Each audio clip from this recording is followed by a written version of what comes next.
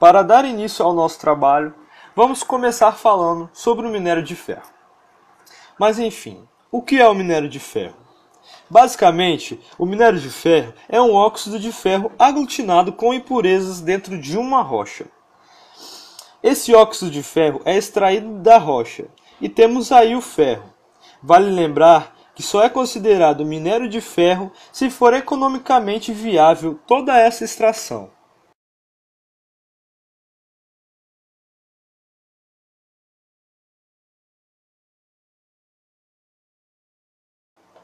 Sabe-se que o minério de ferro é composto por três partes: a útil, que é a parte onde contém ferro, o ganga, onde as impurezas sem valor ficam, e o estéril, a parte da rocha. Já a sua classificação é feita a partir da concentração de ferro no composto. Temos então o rico, com 60 a 70% de ferro, o médio, com 50 a 60% de ferro, e o pobre, com menos de 50% de ferro. O ferro gusa. Podemos dizer que o ferro gusa é a forma intermediária que o ferro usado passa em toda a produção primária do aço. O alto forno. Para entendermos o funcionamento do alto forno, vamos olhar o esquema a seguir. Basicamente, o alto forno tem esse formato. Seu interior são colocados camadas alternadas de dois reagentes: o óxido de ferro, Fx, que pode ser qualquer óxido de ferro, e o carvão, C, o coque. Vejam essas regiões. Elas são conhecidas como ventaneiras. Essas partes são planejadas para entrar o ar atmosférico no alto forno. Nelas, a temperatura pode chegar até 2000 graus Celsius. O monóxido de carbono sobe e entra em contato com o óxido de ferro. E dependendo da reação, a temperatura em questão tem que ser altíssima. Essa temperatura é elevada em até 1500 graus Celsius. Depois dessa reação, o óxido de ferro é convertido em ferro, que fica no estado líquido devido a altas temperaturas no forno. Esse ferro já está bem próximo do que conhecemos como aço, mas nessa fase ainda existe muito carbono. O aço é uma liga de ferro e carbono. Esse aço tem aproximadamente 5% de carbono, mas para que se torne um aço de boa qualidade, esse teor tem que ficar entre 0,2% e 1,5% de carbono. Retirada do manganês.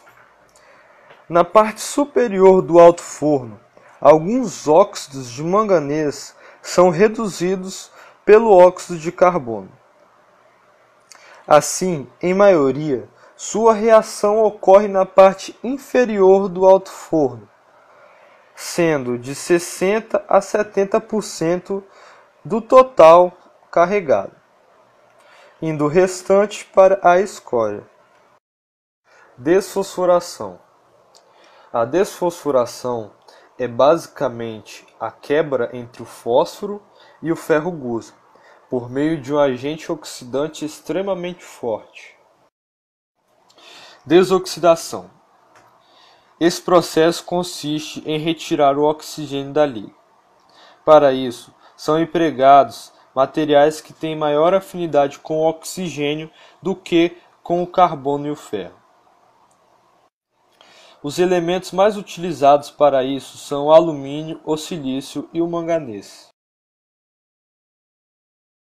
Quando se deseja atingir a composição química dos aços, além de adicionar os elementos de liga, é essencial reduzir o teor de carbono, silício, manganês, fósforo e enxofre. Essas operações são realizadas na acearia. O que é acearia? A acearia nada mais é que uma unidade siderúrgica onde é realizado o processo de transformar o ferro gusa em diferentes tipos de aço.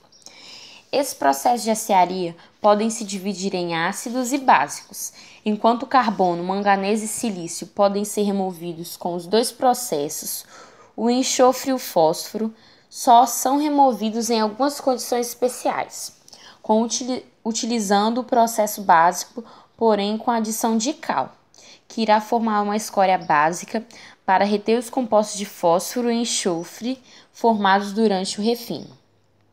Em sua maioria, os processos de aciaria serão os básicos, e é utilizado como princípio químico no refino do gusa para se obter aço a oxidação. Com isso, utiliza-se o oxigênio em todos os processos de aciaria, porém, cada processo possui sua quantidade controlada de oxigênio. Ele irá se combinar com alguns elementos indesejáveis, com exceção do enxofre, e quando combinado com parte do ferro, ele irá formar óxidos que podem passar a escória. Já quando queremos remover o enxofre, depende muito da basicidade da escória e a temperatura atingida no processo. Quando o gusa é refinado, seu ponto de fusão aumenta. O que é feito para manter essa carga líquida? Bom, é necessário a introdução de calor para que essa carga se mantenha líquida e o processo de refino continue. Progresso dos processos de refino de aço. Existem dois condicionantes principais que irão definir o progresso e desenvolvimento dos processos de refino de aço.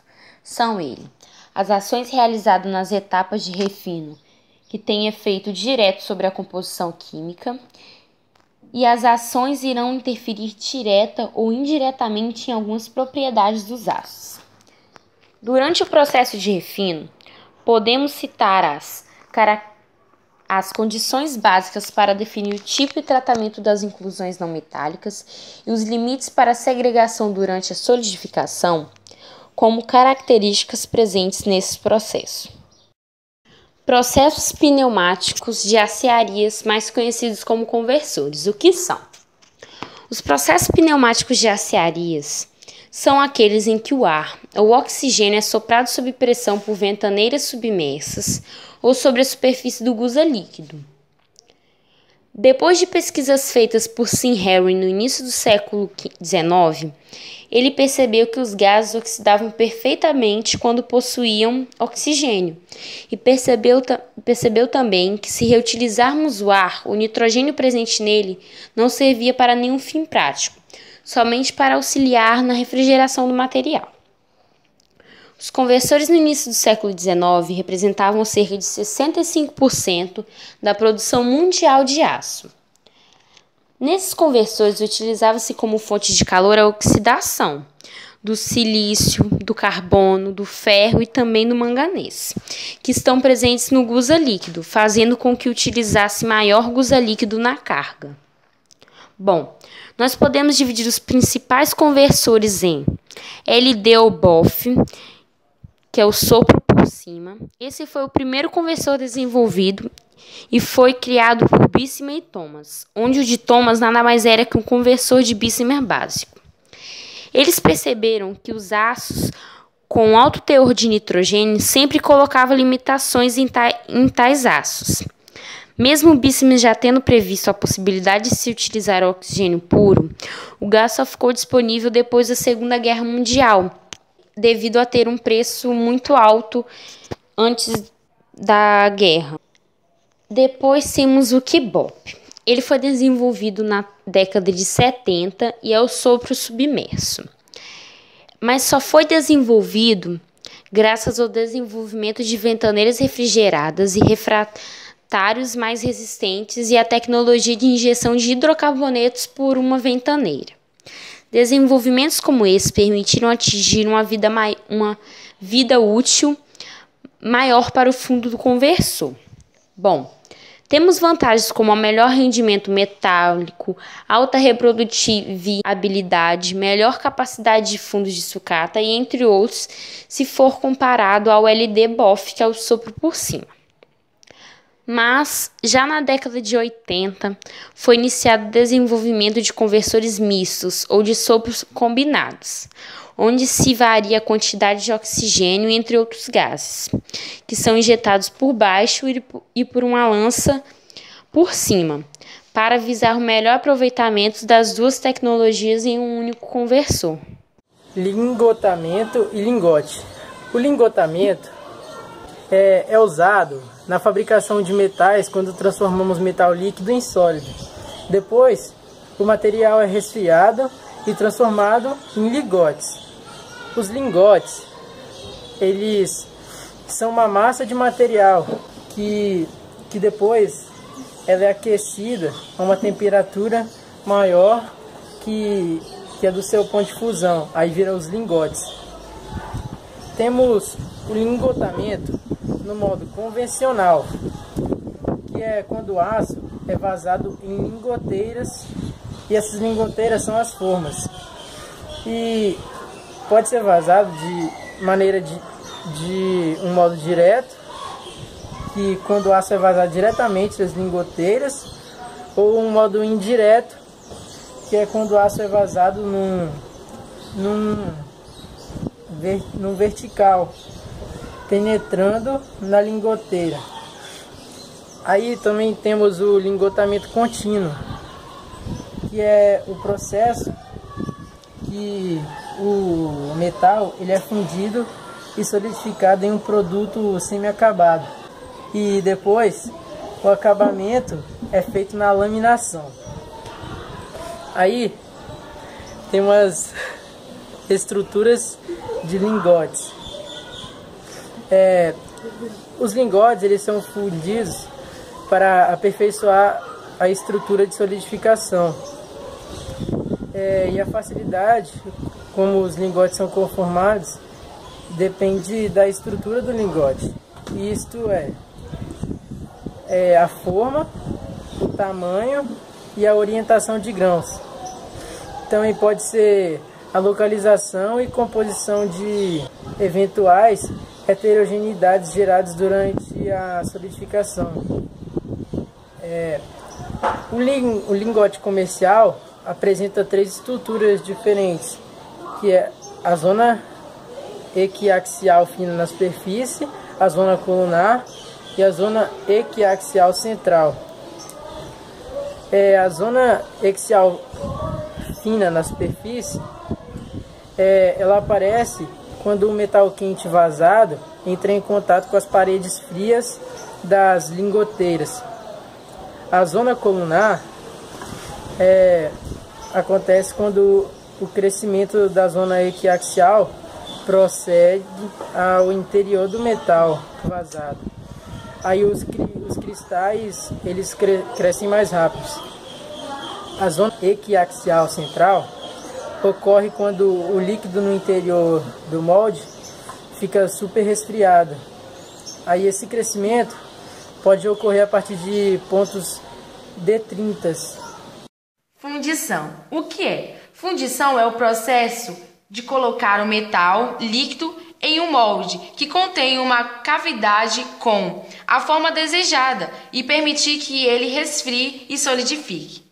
Esse processo tem suas vantagens e desvantagens. Vantagem é a obtenção de maneira econômica peças de geometria complexas. As fundições podem ser de materiais ferrosos ou não ferrosos. A fundição é um processo de fabricação, porque permite a obtenção de algumas peças com formas praticamente definitivas, com mínimas limitações de tamanho, formato e complexidade. E também é o processo pelo qual se fabricam os lingotes. É a partir do lingote que se realizam os processos de conformação mecânica para a obtenção de chapas, placas, perfis e entre outros. O processo de fundição é aplicado a vários tipos de metais, tais como aços, ferros fundidos, alumínio, cobre, zinco, magnésio e respectivas ligas. Porém, existem suas desvantagens. Os aços fundidos, por exemplo, podem apresentar elevadas tensões residuais, microporosidade, zonamento e variações de tamanhos de grão. Tais fatores resultam em menor resistência e ductilidade, quando comparados aos aços obtidos por processos de fabricação como conformação a quente. Também tem as suas aplicações, que são acessórios de tubulação, peças de um forno, bloco de motor de automóveis de aviões, pistões, anéis dos pistões e eixos de manivela. Fenômenos que ocorrem durante a solidificação. Cristalização. Consiste no aparecimento das primeiras células cristalinas, unitárias que servem como núcleo para o posterior desenvolvimento ou crescimento dos cristais, dando finalmente origem aos grãos definitivos e à estrutura granular, típicas dos metais. Contração do volume. Os metais, ao solidificarem, sofrem uma contração. A contração dá origem a uma heterogeneidade conhecida por vazio ou rechupe. Concentração de impurezas.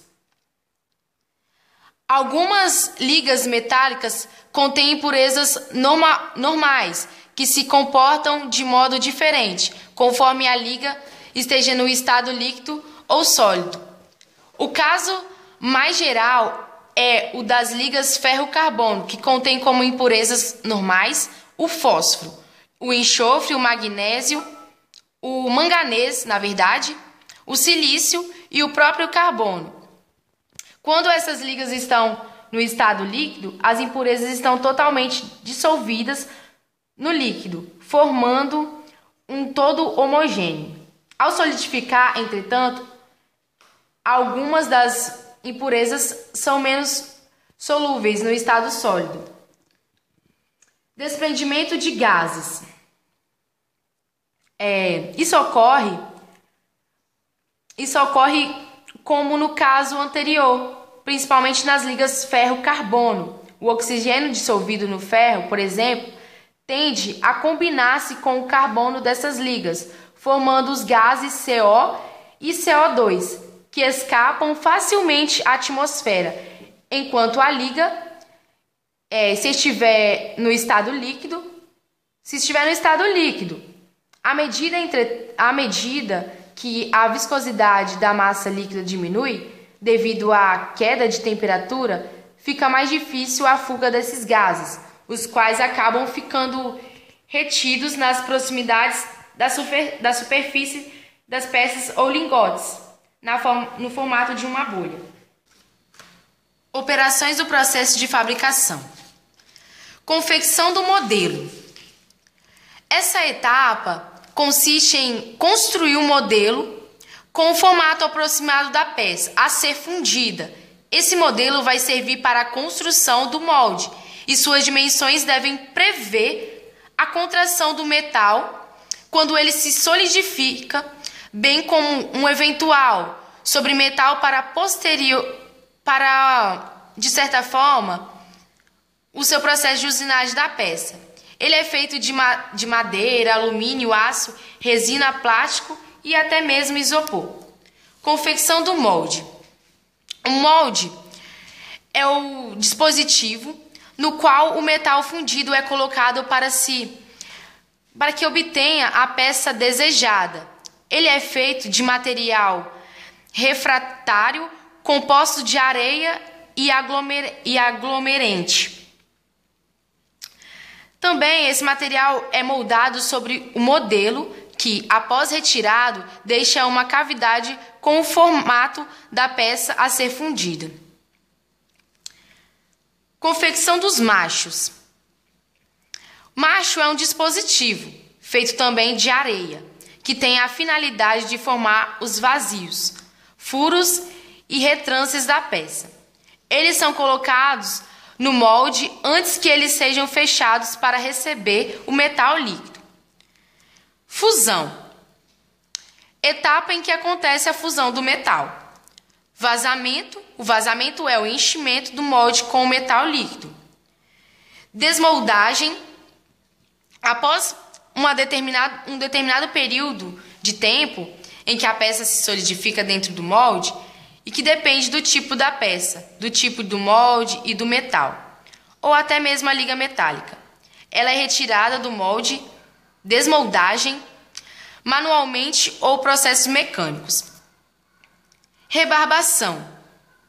A rebarbação é a retirada dos canais de alimentação, maçolotes e rebarbas que se formam durante a fundição. Ela é realizada quando a peça atinge sua temperatura próxima à do ambiente. Limpeza. A limpeza é necessária porque a peça apresenta uma série de incrustações da areia usada na confecção do molde. Geralmente ela é feita por meio de jatos abrasivos. Características. Podem apresentar formas internas e externas, desde o mais simples até a bem complexa, com formatos impossíveis de serem obtidos por outros processos. Automatização. Defeitos. Inclusão da areia do molde nas paredes internas ou externas da peça. Defeito de composição da liga metálica. Porosidade. São buraquinhos dentro da peça. Tipos de fundição. Fundição em areia. A fundição em areia é a mais usada, não só na produção de peças de aço e ferro fundido, porque os moldes de areia são os que suportam melhor as altas temperaturas de fusão desses dois metais, mas também para a produção de peças de ligas de alumínio, latão, bronze e magnésio. O processo em areia, particularmente a moldagem em areia verde, é o mais simples e mais usado nas empresas do ramo. A preparação do molde, neste caso, consiste em compactar a mecânica ou manualmente uma mistura refratária plástica chamada areia de fundição sobre um molde montado em uma caixa.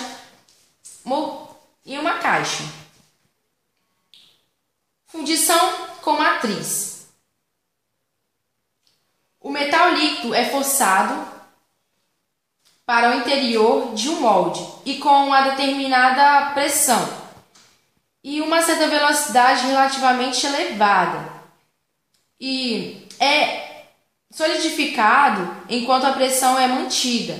Altas taxas de fundição são possíveis, o que toma um método econômico. Sem contar que o conjunto de matrizes pode ser empregado para milhares de fundições. Então essas técnicas prestam apenas para ligas de zinco, alumínio e magnésio, que têm baixa temperatura de fusão. Fundição contínua. Na finalização do processo de extração, muitos metais fundidos são solidificados por suas fundições lingoteiras. Esses lingotes são normalmente submetidos a uma operação primária de laminação quente, sendo o produto uma chapa plana ou de tarugo. Esses produtos são formas mais convenientes para serem usados. Metalurgia do pó. Tem diversas técnicas enquadradas neste assunto, porém, uma outra técnica envolve a compactação de pós metálicos por um tratamento térmico para produzir uma peça mais densa. A metalurgia permite produzir uma peça virtualmente sem poros com suas propriedades e praticamente igual ao do material de origem, completamente denso. É o processo de difusão e fundentes para o tratamento térmico para o desenvolvimento das devidas propriedades. Não deixando de ressaltar que metais com temperatura de fusão bastante elevadas são difíceis de serem derretidos e fundidos.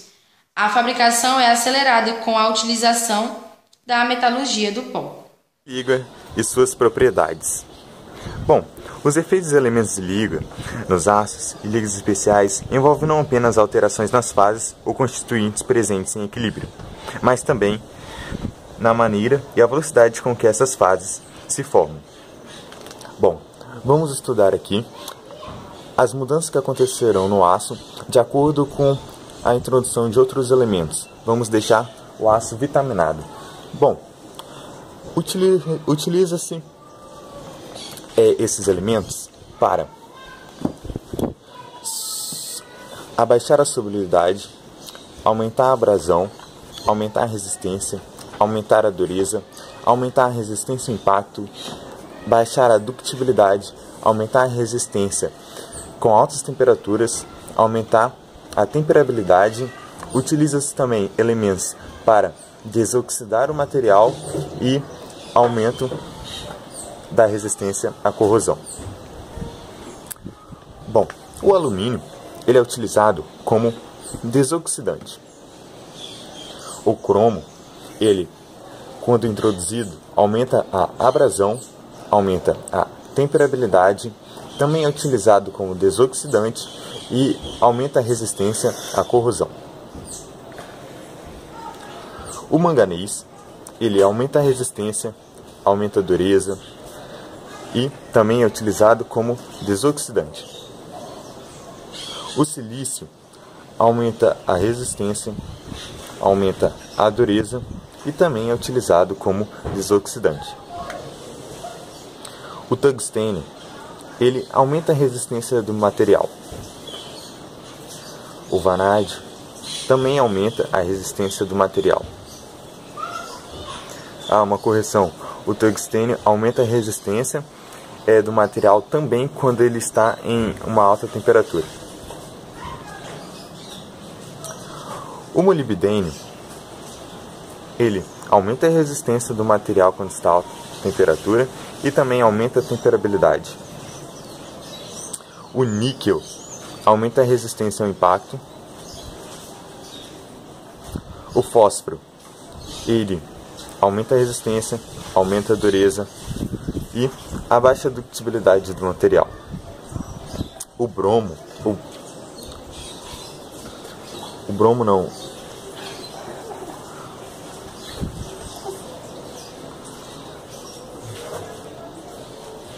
O boro aumenta a resistência e aumenta a temperabilidade. O cobre, ele abaixa a ductibilidade, aumenta a temperabilidade e aumenta a resistência à corrosão. O carbono, dependendo da quantidade que é colocado, abaixa a solubilidade com altos teores, aumenta a resistência, aumenta a dureza e abaixa a ductibilidade. Bom, e é isso que acontece. Ficamos por aqui.